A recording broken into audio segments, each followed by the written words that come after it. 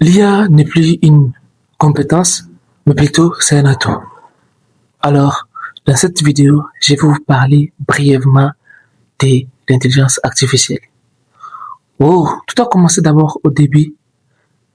Le monsieur Alan Turing a eu l'idée, il a juste pensé, poser cette question.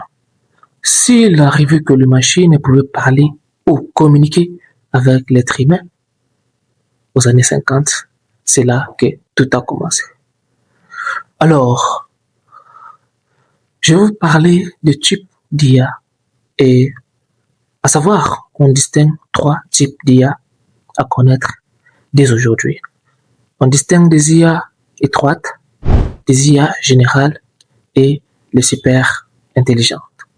Les super intelligentes, l'étroite et générale. Qu'est-ce qu'on parle de général? C'est qu'on parle de général, c'est que l'IA englobe tout. Il fait tout, il est dans chaque domaine. Et pourquoi étroite? Étroite que c'est juste comme le ChatGPT que nous utilisons chaque jour, les agents conversationnels. Et super intelligent, c'est là, nous n'avons pas d'abord la possession de cela parce que cela est développé, mais cela a pris le contrôle de l'être humain. Cela contrôle maintenant.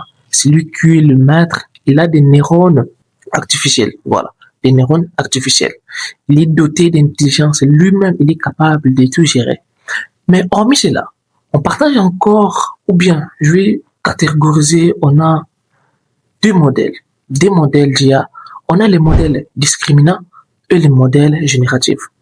Les modèles discriminants, pour lui, c'est juste, on lui donne quelque chose pour connaître, pour savoir, ou bien distinguer. On peut lui présenter un chat et un coq, voilà, je dirais cela. Et ces modèles discriminants, lui, il est là juste pour distinguer. Il est là pour distinguer, pour te dire que ça, c'est un chat, ou bien ça, c'est un chien, ou bien ça, c'est un coq. Lui, il ne créait pas. Mais par contre, avec le modèle génératif, celui-là, il est maintenant un créateur. Comme un créateur, il est là, tu lui donnes juste, tu peux lui donner un fichier ou écrire des tests ou une vidéo. Celui-là peut générer ce que toi tu veux. Par exemple, j'envoie un chat GPT, je lui envoie, je dirais n'importe quoi, hein. Je lui envoie créer-moi une image, voilà, une image de l'informatique concernant l'IA, comme ça. J'avais écrit le test, mais ces derniers a généré une image.